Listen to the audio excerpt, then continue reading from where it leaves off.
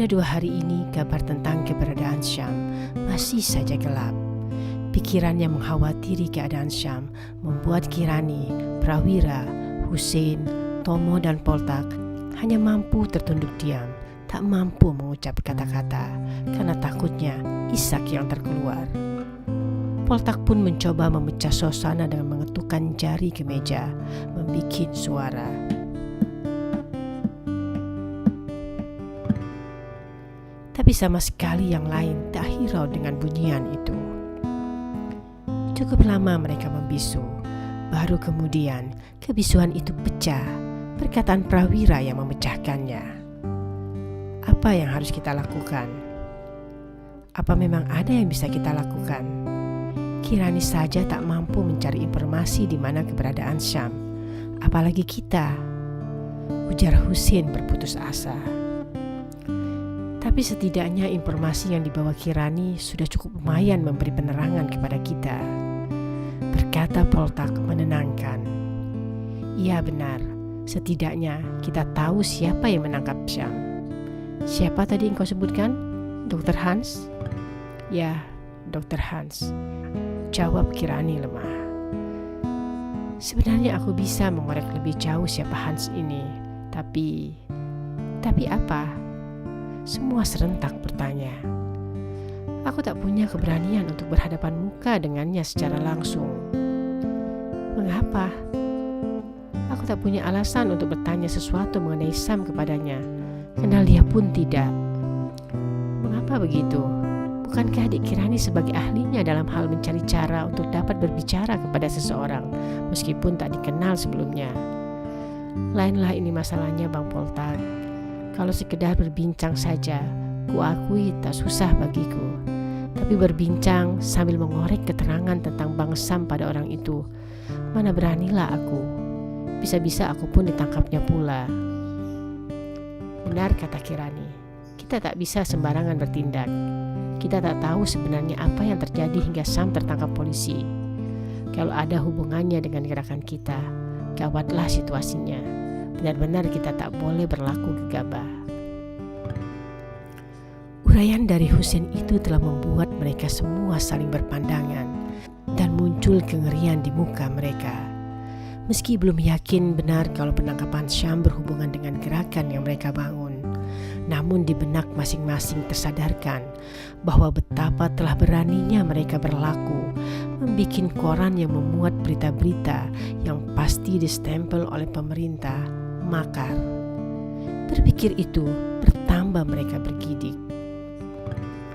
Mereka pun kembali terdiam, masuk kembali ke dalam situasi penuh ketakutan dan ketegangan.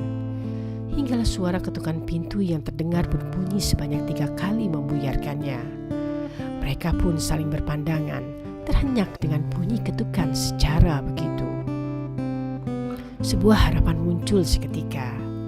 Siapa lagi yang mengetuk pintu dengan cara begitu kalau bukan Syam?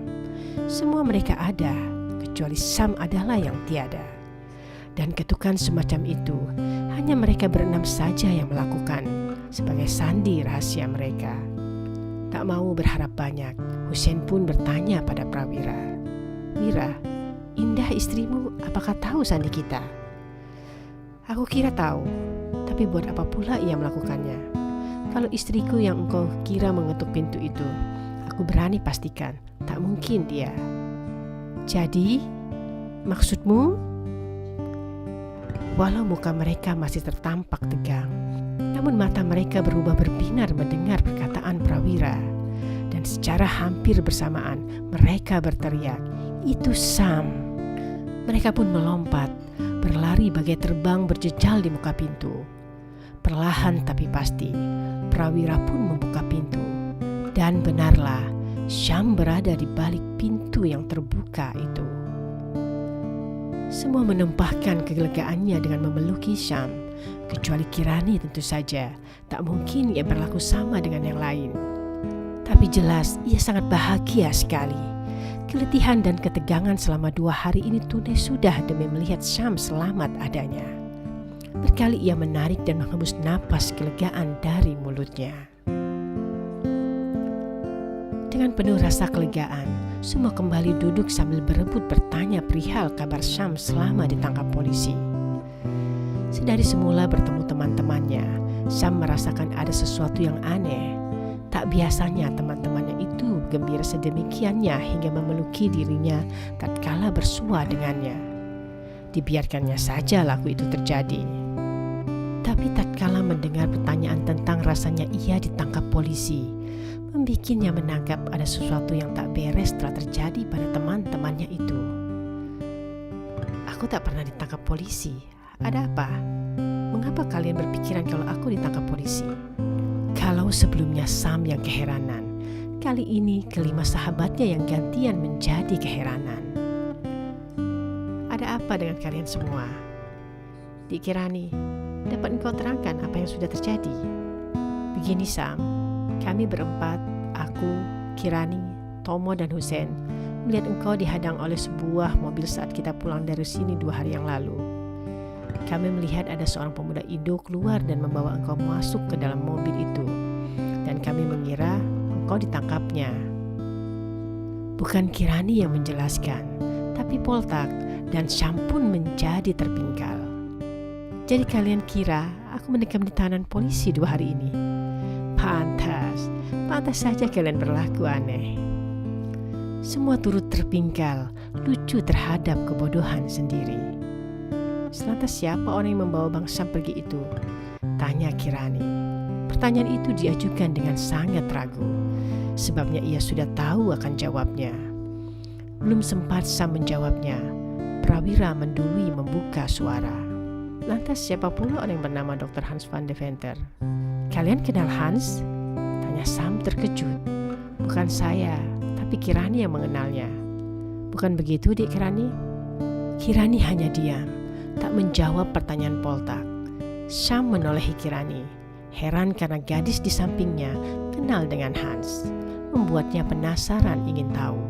Guna membuang rasa penasaran, Syam pun bertanya pada Kirani, di mana Dik Kirani kenal Hans? Kirani tetap bungkam. Sebenarnya ia merasa tidak enak hati, pula merasa bersalah karena telah berlaku tidak patut pada seseorang yang telah ia salah duga menangkap Syam. Makanya ia tak mampu berkata-kata karena batinnya dipenuhi rasa bersalah. Pertanyaan yang diajukan oleh Syam malah membuat bertambah-tambah saja perasaan bersalahnya itu. Kenapa Dik Kirani diam saja? Lagi Syam mengajukan pertanyaan. Kirani mengalihkan pandang ke muka Syam.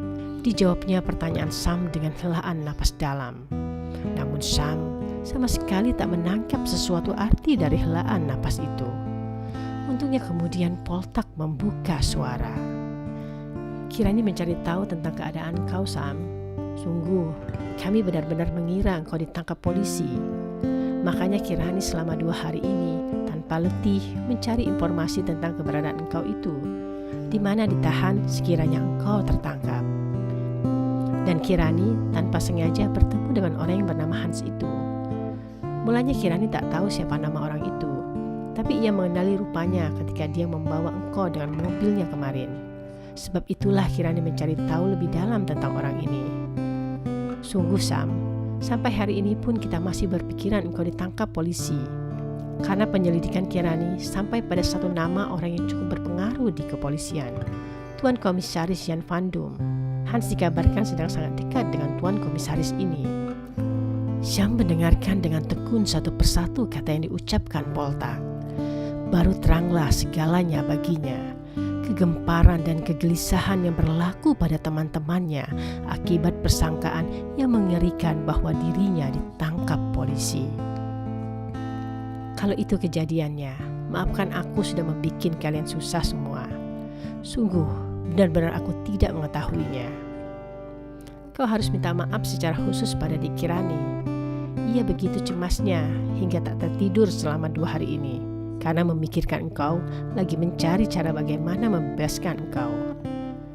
Perkataan Poltak itu membuat Kirani menjadi tak enak hati.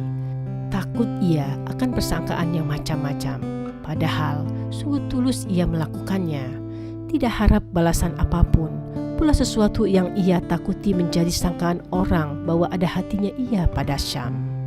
Kalau begitu sekali lagi saya minta maaf pada Dik Kirani. Tak perlulah dibesar-besarkan. Wajar saja kalau aku berlaku sedemikian itu. Kalaulah itu menimpa pada yang lain, aku pun akan berlaku sama seperti yang kulakukan untuk Bang Syam sekarang. Aku ingin tegaskan pada abang-abangku semua, meskipun aku kalian anggap masih anak-anak, untuk urusan semacam ini patutlah aku dijadikan andalan. Panjang juga Kirani berkata-kata. Jelas sekali dari perkataannya itu ingin menegaskan tak ada apa-apa antara dirinya dengan Syam, sebagaimana yang menjadi persangkaan teman-temannya selama ini. Namun bolehlah Kirani berlega telah berkata membersih diri terhadap persangkaan yang mengganggunya selama ini. Tapi untuk Syam, perkataan itu seperti menusukkan jarum ke jantungnya, perih dan mematikan. Ya, kami hanya dapat mengandalkan Dik Kirani kalau terjadi urusan semacam ini. Tapi jangankan mengangankan, mimpi ditangkap polisi pun janganlah terjadi. Sebenarnya ada sesuatu hal penting yang hendak aku sampaikan pada kalian semua. Dan memang ini ada hubungannya dengan Tuan Komisaris Jan Vandum yang disebutkan tadi. Dan sebenarnya aku memang hampir saja tertangkap polisi. Bukan, maksudku incaran polisi. Ini yang membuatku gelisah dan takut kalau itu benar-benar terjadi. Sepanjang dan selebar itu perkataan yang diucap Syam, tak satu pun yang dimengerti oleh Kirani, Prawira, Hussein, Tomo maupun Poltak. Mereka hanya terkesima saja. Sebab apa terkesima, mereka pun tak jelas. Mereka menanti Syam berkata-kata lagi agar jelas benar apa yang sesungguhnya ingin disampaikan Syam. Syam pun berkata lagi, tapi bukanlah menyambung hal yang tadi. Sebentar lagi ada seseorang yang akan kemari. Siapa? Tanya Kirani sekenanya. Sebenarnya ia bingung mengapa Syam tidak terfokus. Seseorang yang ingin kalian tahu rupanya, Hanapi. Jawaban Syam membelalakan mata semua temannya. Tak percaya, senang bercampur aduk. Sungguh? Tanya Kirani meminta penegasan Syam. Ia yang paling bersemangat untuk jumpa dengan pengarang kumpulan syair Aku Anak Indonesia itu. Sungguh. Nah, itu rupanya dia telah datang. Engkau mengajarkan cara mengetuk pintu semacam itu pada dia? Tanya Poltak tak yakin. Iya, itu pasti dia. Aku telah memberitahu sandinya. Bisa engkau tolong bukakan pintu? Tak perlu dua kali diminta. Prawira telah bersegera berjalan ke arah pintu.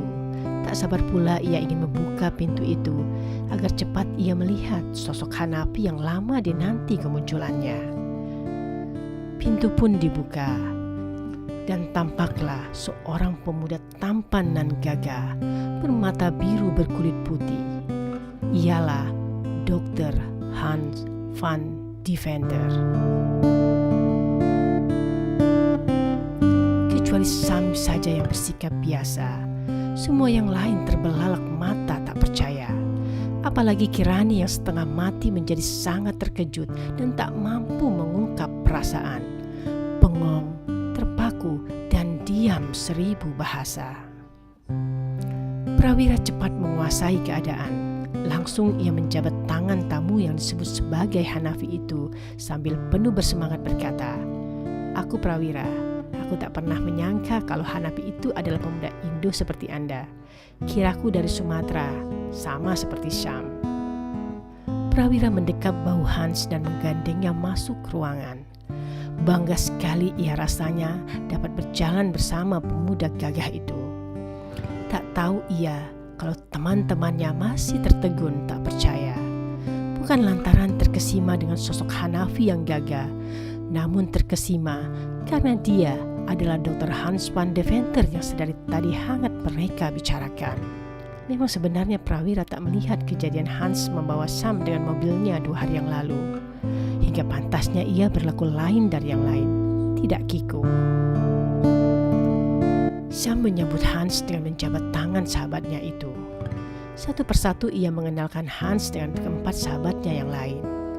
Pertama pada Poltak yang sepertinya mulai mencair perasaannya. Dan kedua pada Hussein yang pula sudah dapat menghilangkan keterkagetannya. Kemudian pada Tomo. Tiba giliran Kirani sekarang. Tetap saja ia belum mampu menguasai diri agar berlaku lebih santai. Namun ternyata apa yang berlaku pada Kirani berlaku pula pada diri Hans. Sebabnya saja yang berbeda. Perasaan aneh yang tumbuh dari dalam yang belum pernah ia rasakan terhadap wanita manapun sejak saling berpandangan di pesta itu. Berdua mereka akhirnya hanya berjabat tangan saja. Bila saling merasa, kedua tangan mereka itu begitu dingin adanya.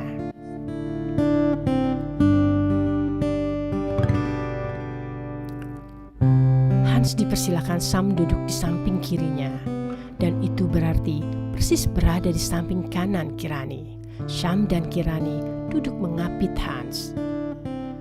Setelah semua duduk dengan benarnya, kembali Sam berkata-kata lagi.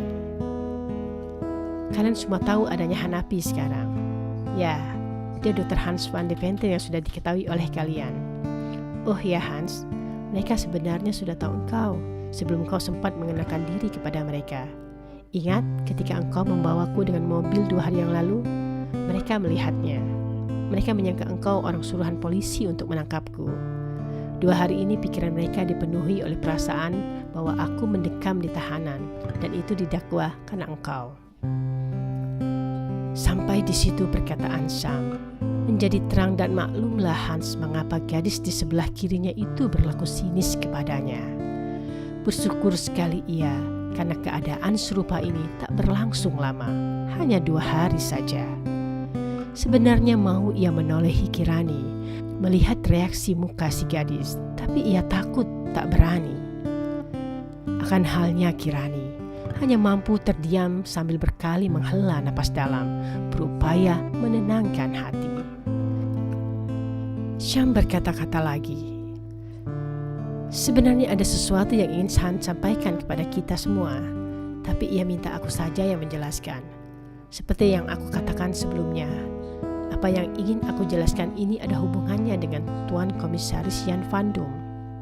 Benar Hans sedang dekat dengan orang itu, hingga menawari jabatan tinggi di Hofburu van Politie Batavia. Tapi bukan penawaran itu yang ingin saya ceritakan, tapi sesuatu yang jauh lebih penting dan menyangkut keberlangsungan pergerakan kita. Jikalau tadi kukatakan jangankan mengangankan, memimpikan ditangkap polisi, janganlah itu sampai terjadi. Kalian semua pun merasakan selama 2 hari ini hidup dalam keadaan khawatir dan was-was. Khawatir memikirkan aku, dan tentunya was-was juga kalau hal yang sama juga menimpa pada diri kalian masing-masing. Sebenarnya ketika Hans membawaku masuk ke dalam mobilnya itu hanyalah sekedar menyelamatkanku saja adanya. Hans mendapat cerita dari Tuan Komisaris Van Dum kalau pemerintah Hindia kegerahan dengan tulisan-tulisan kita dalam Fajar. Polisi pun sudah menyelidik siapa yang berada di sebalik adanya Fajar itu. Kalian mesti paham bahwa razia yang digelar di sini kemarin adalah dalam rangka mencari orang-orang itu, yakni kita. Penciuman polisi sampai ke Gambir ini karena mereka mendapatkan informasi yang entah dari mana datangnya bahwa penyebaran Fajar dimulakan dari pasar ini. Berita ini aku yakin mengejutkan kita semua. Tak pernah terpikirkan olehku dan juga aku yakin oleh kalian semua kan begini kejadiannya. Sampai bergidik aku ketika Hans menjelaskannya. Berita yang menggembirakan hanyalah meskipun polisi telah melakukan penyelidikan, tapi mereka masih gelap tentang kita. Sama sekali polisi belum memperoleh gambaran siapa adanya penerbit Fajar. Tapi Hans mendengar cerita dari Komisaris Van Dum bahwasanya mereka sedang mereka-reka nama asli dari nama-nama samaran kita yang tertulis dalam Fajar itu. Kalian tahu apa yang dikata Tuan Van Dum pada Hans? Dia mengatakan bahwa pastilah nama samaran mereka itu tak akan jauh-jauh dari nama aslinya. Bodohnya kita tak pula terpikir sampai sejauh itu. Contohnya tak usah jauh-jauh. Aku saja ketika menggunakan nama Samiun, memanglah karena mendekati nama asliku, Sam. Bodohnya lagi, aku pun mengganti nama Hans dengan nama Hanapi. Dan memang sebenarnya lah aku yang menuliskan nama Hanapi di buku kumpulan syair yang ditulis Han. Itu pun karena nama itu tak terlalu jauh dengan nama asli Han. Dalam reka-reka nama yang dilakukan polisi itu, mereka memunculkan banyak nama yang serupa dengan Samiun. Salah satunya Sam. Menurut Hans, sudah banyak orang yang diselidik dan ditanyai polisi, karena mengguna nama serupa itu. Pun saat razia kemarin, polisi banyak menyetop orang-orang bernama sama. Bahkan ada pula yang sempat ditahan. Tak bisa dibayangkan kalau Hans tak datang saat itu dan membawaku lepas dari Gambir tanpa melalui pemeriksaan polisi. Coba kalau tidak. Aku tak hendak membayangkan apa yang akan terjadi, tapi kurasa pasti kacaulah keadaannya ke depan. Sampai di situ, Syam menarik napas panjang dan menghelanya keluar secara perlahan. Begitupun dengan yang lain, menghela napas yang sedari tadi bagai tertahan karena tegang mendengar perkataan Syam. Lantas apa yang akan kita lakukan sekarang? Tanya Prawira lemah. Sebagaimana yang dikatakan Hans, kita harus berhenti. Tegas Sam menjawab, membikin semua menjadi tertampak berpikir. Apa maksud berhenti? Tanya Poltak kemudian. Sejurus selamanya Sam tak menjawab. Pandangnya berkeliling menyorot muka temannya satu persatu. Pandangan yang penuh sesal. Sam pun berkata lagi, aku menyesal telah mengajak kalian semua untuk bermain-main dalam keadaan yang berbahaya ini. Sungguh tak pernah terpikirkan olehku sebelumnya akan terjadi serupa ini. Tak terpikir olehku apa yang kita bangun ini sebegitu dahsyatnya membuat pemerintah Hindia kelang kabut. Kukira paling hanya seperti digigit semut saja. Tak tahunya tulisan kita di Fajar telah dianggap sebagai seekor singa yang mengaum. Berbahaya. Kalau sudah begitu keadaannya, aku tak punya keberanian untuk meneruskannya. Aku berharap teman-teman maklum adanya. Mengapa Sam? Mengapa engkau sepengecut itu? Tanya Poltak menanyai Sam. Poltak, aku tak sedang memikirkan diriku sendiri. Aku memikirkan diri kalian semua. Coba engkau dengar baik-baik perkataanku. Apatah kekuatan kita untuk meneruskan ini semua? Siapa kita? Bukan siapa-siapa. Siapa yang akan peduli kalau nantinya kita tertangkap dan dituduh berlaku makar? Kukira tak ada. Paling-paling kita hanya akan menyusahkan orang tua dan keluarga kita saja. Mereka pastinya akan bersedih dan takutnya pula mereka akan disingkirkan dari pergaulannya sebabnya orang-orang takut terbawa-bawa nantinya. Engkau lihat dirimu Poltak. Engkau anak seorang pendeta yang mendapat derma dari pemerintah Hindia. Engkau bisa bayangkan apa yang terjadi bila kau tertangkap karena tuduhan makar. Bapakmu kan dibawa-bawa. Jemaat gereja tempat bapakmu menjalankan tugas kependetaannya pastilah akan takut dan akhirnya enggan beribadat sebab takutnya itu. Coba kau hitung sudah berapa kerugiannya. Belum lagi semenjak adanya pergerakan kita ini, engkau pun kulihat jarang pergi ke gereja. Setiap minggu selalu saja kau kemari.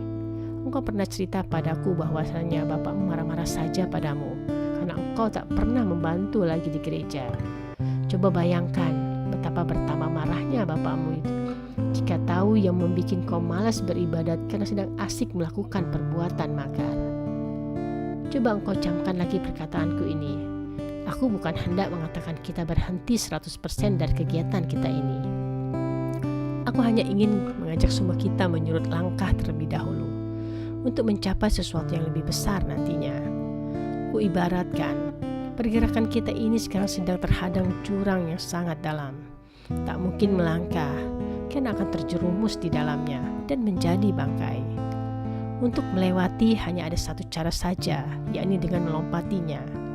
Untuk dapat melompat, kita harus berhenti dan mundur beberapa langkah, mengambil ancang, kemudian berlari dan melompat. Itu yang aku maksud agar kita berhenti dan menyurutkan diri terlebih dahulu. Cari dahulu kekuatan kita, agar bisa terus mencapai asa kita bersama. Poltak, engkau pernah bercerita padaku bahwa inginnya kau menjadi pendeta menggantikan bapakmu. Luruskan saja cita-citamu itu. Kelak jika engkau menjadi pendeta dan memiliki jemaat sendiri, engkau pun akan dapat memasukkan sedikit demi sedikit paham perjuanganmu kepada anggota jemaatmu. Jika engkau berhasil menggugah rasa kebangsaan mereka, biarlah kau ditangkap, pasti banyak orang yang membelamu nanti. Tidak seperti sekarang, engkau hanya akan dapat caci makian saja. Begitupun yang lain, temukanlah kekuatan diri masing-masing dulu. Bisa saja kita mengikuti partai. Aku banyak kenal dengan orang-orang partai. Dapatlah aku mengenalkan kalian pada mereka agar kalian bisa menggabung ke sana. Jikalaupun kita juga tertangkap nanti, akan banyak orang yang memperjuangkan nasib kita. Mengapa bukan kita sendiri yang membuat partai? Tiba-tiba Kirani membuka suara. Pertanyaannya membuat semua terperanjat. Tak pernah terpikirkan oleh mereka tentang hal yang diperkatakan Kirani. Begitupun Syam. Ia tersenyum dengan pengajuan Kirani yang berani itu. Dik Kirani, engkau masih muda sekali, semangatmu menggebu-gebu. Aku pun percaya pada kemampuan Dik Kirani. Tapi maafkan aku yang sudah tak berperasaan ini. Menyeret Dik Kirani ke dalam situasi yang tak seharusnya Dik Kirani ada di dalamnya. Sebenarnya aku tak dapat memaafkan diriku sendiri jika terjadi sesuatu pada Dik Kirani gara-gara pergerakan kita ini.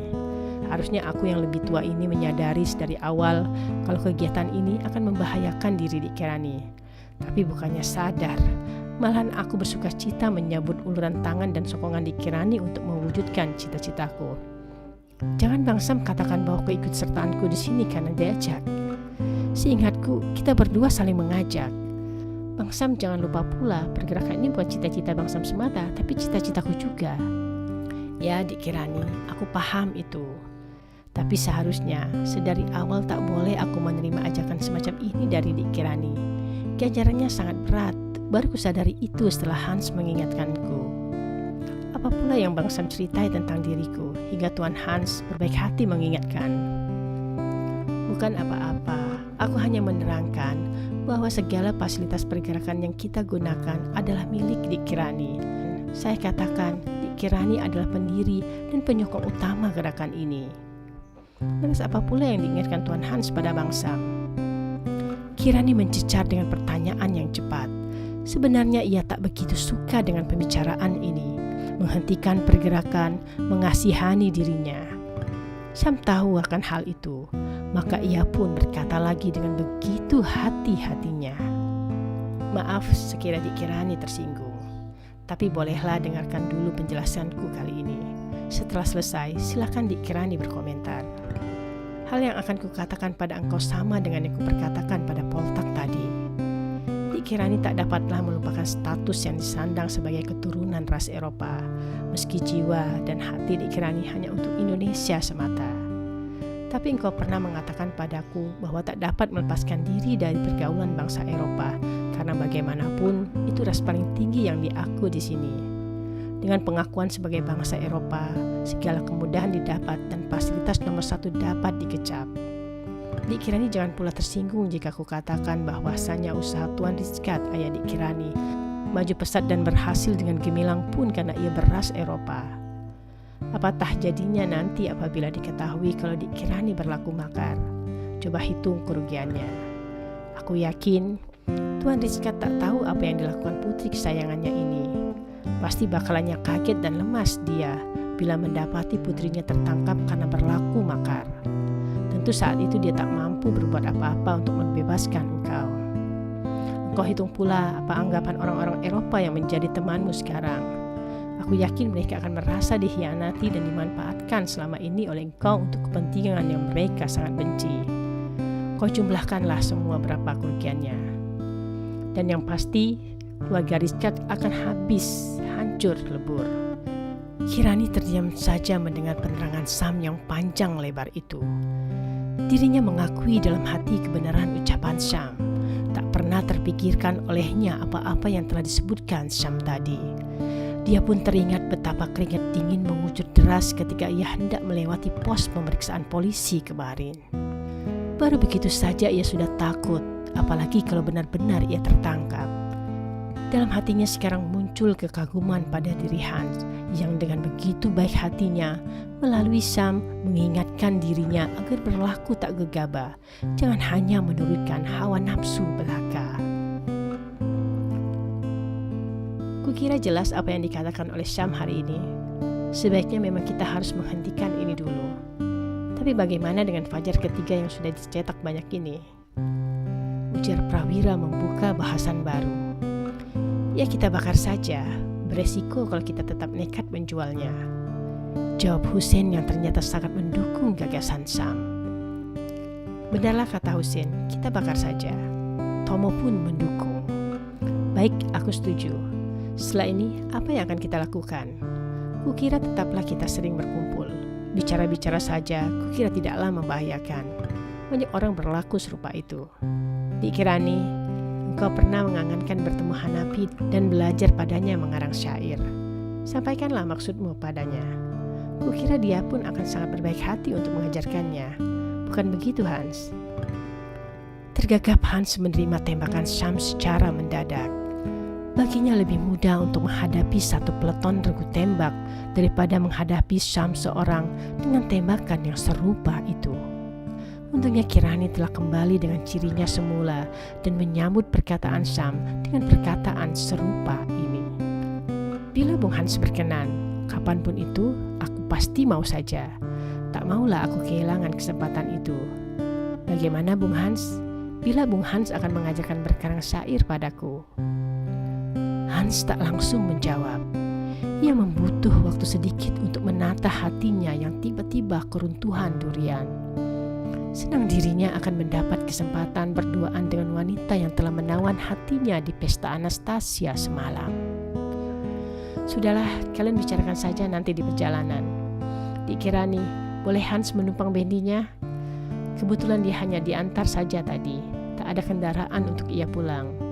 Kebetulan pula Hans hendak ke Menteng. Sekali lagi Sam memberi tembakan kepada Hans.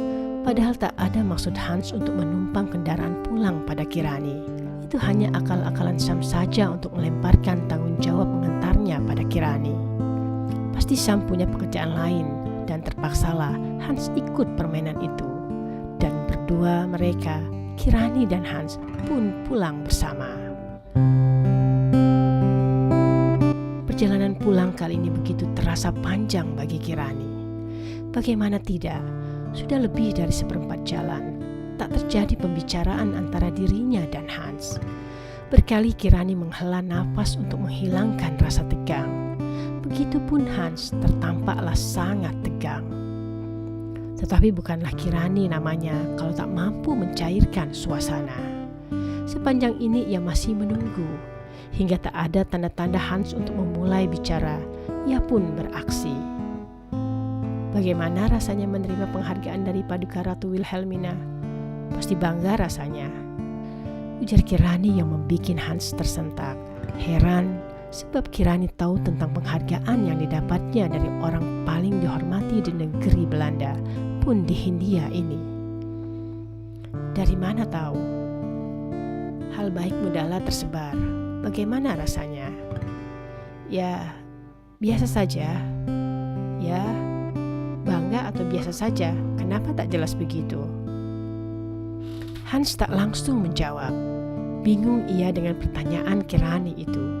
Tak tahu ia kalau sesungguhnya Kirani sedang mencobainya. Jadi, bila Bung Hans hendak menularkan ilmu mengarang syair padaku, Dik Kirani bersungguh-sungguhkah? Akhirnya Bung Hans menyebut namaku juga. Tentu saja aku bersungguh-sungguh. Tak pernah aku melakukan sesuatu setengah-setengah. Bisa Bung Hans tanya pada Sam kalau tak percaya.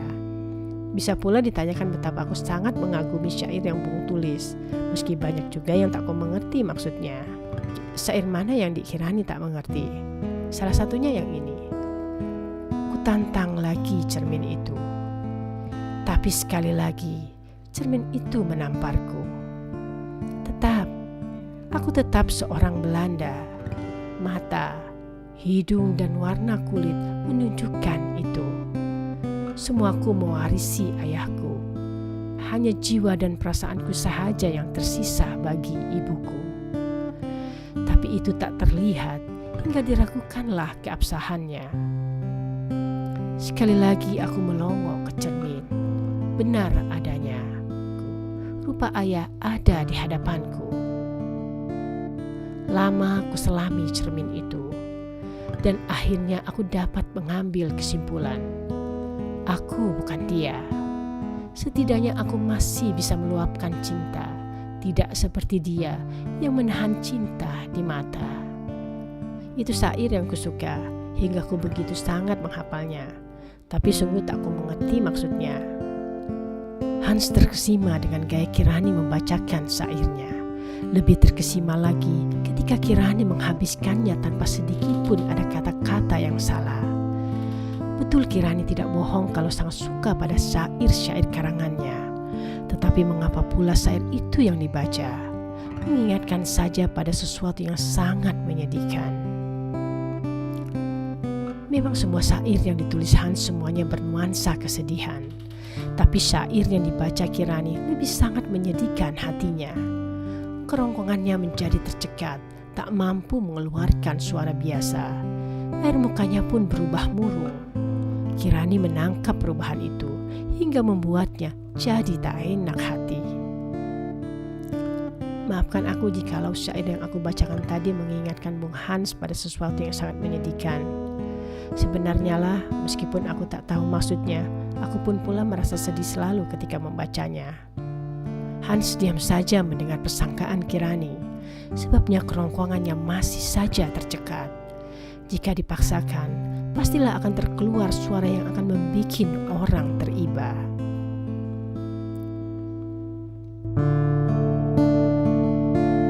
Bendy mulai memasuki kawasan Menteng. Saat itu, matahari sudah malu memancarkan cahayanya. Bagi Kirani, tak ada keberatannya jikalau harus mengantarkan Hans hingga depan pintu rumah yang ditujunya. Tapi ada sesuatu yang mengkhawatiri hatinya. Ialah pergunjingan para penghuni Menteng, terutama para perawannya, jika melihat ia dan Hans berjalan pulang bersama, lagi malam pula. Bingung ia bagaimana menyampaikan pada Hans agar sampai di sini saja kebersamaan mereka. Rupa-rupanya kekhawatiran itu tak perlu ada. Pikiran yang memberati Kirani ternyata juga memberati pikiran Hans, sehingga tak harus Kirani merasa tak enak hati memintanya turun, sebabnya Hans telah memintanya duluan. Biar saya turun di sini. Apa tak terlalu jauh dari sini? Tak apalah, hitung-hitung berolah tubuh di sore-sore begini. Baiklah kalau itu kehendak Bung Hans. Oh ya, kira-kira kapan aku bisa mulai belajarnya? Kalau dikirani mau, besok pun bisa. Kita tentukan saja tempatnya. Apa mungkin di Burgemeester Bisoplin? Dekat bukan dari rumah Dik Kirani? Jangan di sana. Akan banyak orang yang akan melihatnya nanti. Tak ingin aku menjadi pergunjingan orang-orang Menteng. Bagaimana kalau di Wilhelmina Park? Besok pukul 3 pas. Tak masalah. Saya akan di sana jam 3 pas.